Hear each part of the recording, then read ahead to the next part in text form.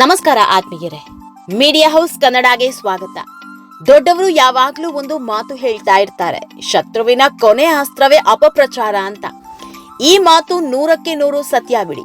ಯಾಕಂದ್ರೆ ಯಾರನ್ನ ಗೆಲ್ಲೋದಿಕ್ಕೆ ಆಗಲ್ವೋ, ಯಾರ ಮುಂದೆ ನಿಂತು ಎದುರಿಸೋದಿಕ್ಕೆ ಆಗಲ್ವೋ, ತಮ್ಮ ಕಣ್ಮುಂದೆಯೇ ಶತ್ರುಗಳು ದಿನೇ ದಿನೇ ಬೆಳೆಯೋದಕ್ಕೆ ಶುರು ಮಾಡ್ತಾರೋ ಆಗ ಶುರುವಾಗೋದೇ ಅಪಪ್ರಚಾರ. ಈ ಮೂಲಕ ಆದ್ರೂ ತಾವು ಅಂದ್ಕೊಂಡಿದ್ದನ್ನ ಸಾಧಿಸಿಕೊಳ್ಬೇಕು, ತಮ್ಮ ಶತ್ರುಗಳನ್ನ ತುಳಿದಾಡಬೇಕು ಅಂತ ತುಂಬಾ ಜನ ಹೊಂಚು ಹಾಕ್ತಾ ಇರ್ತಾರೆ. ಇದು ಅವರು ಇವರು ಅಂತಲ್ಲ, ನೀವುಗಳು ಕೂಡ ಇಂಥ ಪರಿಸ್ಥಿತಿಯನ್ನ ಹಲವು ಬಾರಿ ಎದುರಿಸಿರ್ತೀರ. ಯಾಕಂದ್ರೆ ತಮ್ಮ ಏಳಿಗೆ ಸಹಿಸದವರು, ನಿಮ್ಮ ಖುಷಿಯನ್ನ ನೋಡೋದಿಕ್ಕೆ ಆಗದವರು ಮಾಡೋದೆ ಇದೊಂದು ಕುತಂತ್ರ ಅಲ್ಲ. ಇದನ್ನೆಲ್ಲ ಯಾಕೆ ಹೇಳ್ತಿದ್ದೀರಾ ಅನ್ಕೊಂಡಿರಬಹುದು. ಇದಕ್ಕೂ ಕಾರಣ ಇದೆ. ಆತ್ಮೀಯರೇ, ಈ ಬಾರಿಯ ಬಿಗ್ ಬಾಸ್ಗೆ ಬಂದಿದ್ದ ರಕ್ಷಿತಾ ಶೆಟ್ಟಿ ಬಗ್ಗೆ ನಿಮಗೆಲ್ಲ ಗೊತ್ತೇ ಇದೆ. ಕರ್ನಾಟಕದ ಬಹುತೇಕ ಮಂದಿಗೆ ಈಗ ಚಿರಪರಿಚಿತ ಹೆಸರು ಬಿಡಿ. ತಮ್ಮೂರಿನ ಕೆಲವರ ಹೆಸರು ಗೊತ್ತಿಲ್ಲದೆ ಇದ್ರು, ಇವರ ಹೆಸರು ಮಾತ್ರ ಚೆನ್ನಾಗಿ ಗೊತ್ತಿದೆ. ಯಾಕಂದ್ರೆ ಆ ಮಟ್ಟಕ್ಕೆ ಸದ್ದು ಮಾಡಿದವರು ಇವರು. ಆತ್ಮೀಯರೇ, ರಕ್ಷಿತಾ ಶೆಟ್ಟಿ ಬಿಗ್ ಬಾಸ್ಗೆ ಬರೋದಿಕ್ಕೂ ಮೊದಲು ಕಂಪ್ಲೀಟ್ ಕರ್ನಾಟಕಕ್ಕೆ ಇವರ ಬಗ್ಗೆ ಗೊತ್ತಿರಲಿಲ್ಲ. ಅರೆ ಬರೇ ಕನ್ನಡದ ಜೊತೆ ತುಳು ಭಾಷೆಯಲ್ಲಿ ವ್ಲಾಗ್ ಮಾಡ್ತಾ ಇದ್ದಿದ್ರಿಂದ ತುಳುನಾಡಲ್ಲಿ ಇವರಿಗೆ ಹೆಸರಿತ್ತು. ಆದ್ರೆ ಬಿಗ್ ಬಾಸ್ ಮನೆಗೆ ಬಂದ ಮೇಲೆ ಕನ್ನಡಿಗರ ಮನೆ ಮಗಳಾಗಿ ಹೋದ್ರು. ಬಿಗ್ ಬಾಸ್ ಶುರುವಾದ ಮೊದಲ ಒಂದಿಷ್ಟು ವಾರ ರಕ್ಷಿತಾ ಶೆಟ್ಟಿಯೇ ಗೆಲ್ಲಬೇಕು ಅನ್ಕೊಂಡವರೇ ಜಾಸ್ತಿ. ಗಿಲ್ಲಿಗಿಂತಲೂ ರಕ್ಷಿತಾ ಶೆಟ್ಟಿ ಹವಾನೇ ಜಾಸ್ತಿ ಇತ್ತು. ಆದ್ರೆ ಬರ್ತಾ ಬರ್ತಾ ಮಂಕಾಗಿ ಹೋದ್ರು. ಹೀಗಾಗಿ ರನ್ನರ್ ಅಪ್ ಸ್ಥಾನಕ್ಕೆ ಖುಷಿ ಪಡಬೇಕಾದ ಪರಿಸ್ಥಿತಿ ಬಂತು. ಇಂಥ ರಕ್ಷಿತಾಳನ್ನ ಇಷ್ಟಪಡೋರು ಇದ್ದಾರೆ, ರಕ್ಷಿತಾ ಶೆಟ್ಟಿ ಬಗ್ಗೆ ಕೊಂಕು ಮಾತನಾಡೋರು ಇದ್ದಾರೆ. ರಕ್ಷಿತಾ ಶೆಟ್ಟಿ ಬಿಗ್ ಬಾಸ್ಗೆ ಬಂದ ದಿನದಿಂದಲೂ ಒಂದಿಷ್ಟು ಮಂದಿ ಅಪಸ್ವರ ಎತ್ತುತ್ತಾನೆ ಇದ್ರು. ಇವರು ಕನ್ನಡದವರಾಗಿದ್ರು, ಸರಿಯಾಗಿ ಕನ್ನಡ ಮಾತನಾಡೋದಿಕ್ಕೆ ಬರಲ್ಲ, ಮುಂಬೈನಲ್ಲಿದ್ರೇನಂತೆ, ಕನ್ನಡಿಗರೇ ತಾನೆ, ಕನ್ನಡ ಮಾತನಾಡೋದು ಕಲ್ತಿಲ್ಲ, ಬೇಕು ಅಂತ ಡ್ರಾಮಾ ಮಾಡ್ತಾಳೆ, ಜನರ ವೋಟ್ಗಾಗಿ ಗಿಮಿಕ್ ಮಾಡ್ತಿದ್ದಾಳೆ ಅಂತೆಲ್ಲ ಚರ್ಚೆ ಆಯ್ತು. ಎಷ್ಟು ಜನ ಇಷ್ಟಪಟ್ಟಿದ್ರು ಅಷ್ಟೇ ವಿರೋಧ ಮಾಡೋರು ಇದ್ರು. ಇದು ಸಹಜ ಕೂಡ ಹೌದು ಬಿಡಿ. ಗಿಲ್ಲಿನೇ ತಗೊಳ್ಳಿ, ಗಿಲ್ಲಿಯನ್ನ ಎಷ್ಟು ಜನ ಇಷ್ಟಪಡ್ತಾರೋ ಅಷ್ಟೇ ಜನ ವಿರೋಧ ಮಾಡೋರು ಇದ್ದಾರೆ. ಹೆಣ್ಮಕ್ಳ ಮುಂದೆ ಅಬ್ಬರಿಸಿ ಹೆಣ್ಮಕ್ಳ ಜೊತೆ ಆಟ ಆಡಿ ಗೆದ್ದಿದ್ದಾಯ್ತು ಅಂತ ಆರೋಪ ಮಾಡಿದವರು ಇದ್ದಾರೆ.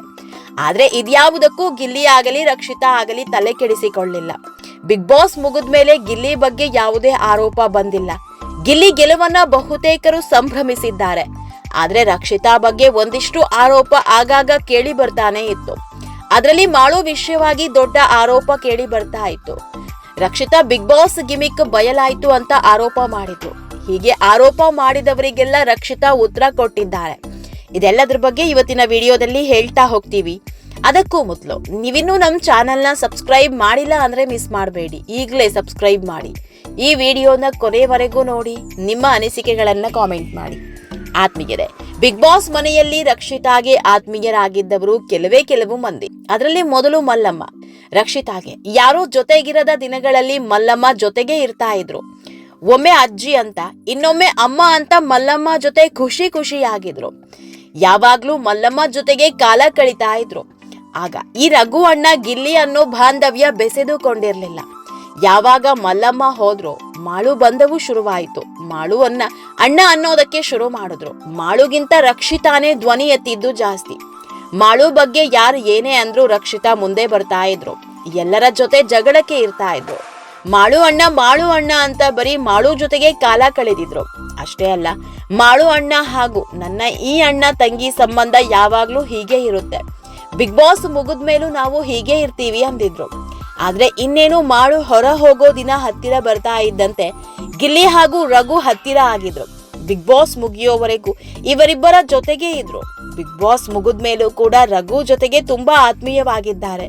ಅಣ್ಣ ತಂಗಿ ಅನ್ನೋ ಬಾಂಡಿಂಗ್ ಉಳಿಸಿಕೊಂಡಿದ್ದಾರೆ. ಆದ್ರೆ ಗಿಲ್ಲಿ ಮಾತ್ರ ಯಾರ ಕೈಗೂ ಸಿಗ್ತಾ ಇಲ್ಲ. ಎಲ್ಲಾ ಸಂಬಂಧಗಳು ಬಿಗ್ ಬಾಸ್ಗೆ ಮುಗಿದೋದ್ವು ಅನ್ನೋ ರೀತಿ ತನ್ನ ಸಿನಿಮಾಗಳಲ್ಲಿ ಬ್ಯುಸಿ ಆಗಿದ್ದ. ಇಂಥ ಹೊತ್ತಲ್ಲೇ ರಕ್ಷಿತಾ ಬಗ್ಗೆ ಆರೋಪವೊಂದು ಕೇಳಿ ಬರೋದಕ್ಕೆ ಶುರುವಾಗಿತ್ತು. ಬಿಗ್ ಬಾಸ್ ಮನೆಯಲ್ಲಿದ್ದ ಮಾಳು ಅಣ್ಣ ಈಗ ನೆನಪಾಗ್ತಾ ಇಲ್ಲ. ಮಾಳು ಅಣ್ಣನ ಜೊತೆಗಿನ ಸಂಬಂಧ ಮುರಿದು ಹೋಯ್ತಾ? ಯಾವಾಗ್ಲೂ ರಘು ಅಣ್ಣನ ಜೊತೆಗೆ ಸಂಭ್ರಮದ ಕ್ಷಣಗಳನ್ನ ಕಳೀತಿದ್ದೀರಲ್ಲ. ಬಿಗ್ ಬಾಸ್ ಮನೆಯಲ್ಲಿ ಮಾಡಿದ್ದು ನಾಟಕಾನ ಅಂತ ತುಂಬಾ ಜನ ಕಾಮೆಂಟ್ ಮಾಡ್ತಾ ಇದ್ರು. ಅವರಿಗೆಲ್ಲ ಉತ್ತರ ಕೊಡೋ ಕೆಲಸ ಮಾಡಿದ್ರು. ಮಾಳು ಅವರನ್ನ ಮನೆಗೆ ಹುಡ್ಕೊಂಡು ಹೋಗಿರೋ ರಕ್ಷಿತಾ ಶೆಟ್ಟಿ ಮಾಳು ಮನೆಯಲ್ಲಿ ಫುಲ್ ಸಂಭ್ರಮದ ಕ್ಷಣಗಳನ್ನ ಕಳೀತಿದ್ದಾರೆ. ಲಾಂಗ್ ಡ್ರೈವ್ ಜೊತೆಗೆ ಅಣ್ಣ ತಂಗಿ ಸಂಬಂಧವನ್ನು ಮತ್ತಷ್ಟು ಗಟ್ಟಿ ಮಾಡ್ಕೊಂಡಿದ್ದಾರೆ. ಈ ಮೂಲಕ ಆಡ್ಕೊಳ್ಳೋರಿಗೆ ತಕ್ಕ ಉತ್ತರ ಕೊಟ್ಟಿದ್ದಾರೆ. ಆತ್ಮೀಯರೇ, ಈ ವಿಡಿಯೋ ನಿಮಗೆ ಇಷ್ಟವಾದಲ್ಲಿ ಲೈಕ್ ಮಾಡಿ, ಶೇರ್ ಮಾಡಿ, ಕಾಮೆಂಟ್ ಮಾಡಿ. ಇನ್ನೂ ನಮ್ಮ ಚಾನೆಲ್ನ ಸಬ್ಸ್ಕ್ರೈಬ್ ಮಾಡಿಲ್ಲ ಅಂದರೆ ಮಿಸ್ ಮಾಡಬೇಡಿ, ಈಗಲೇ ಸಬ್ಸ್ಕ್ರೈಬ್ ಮಾಡಿ.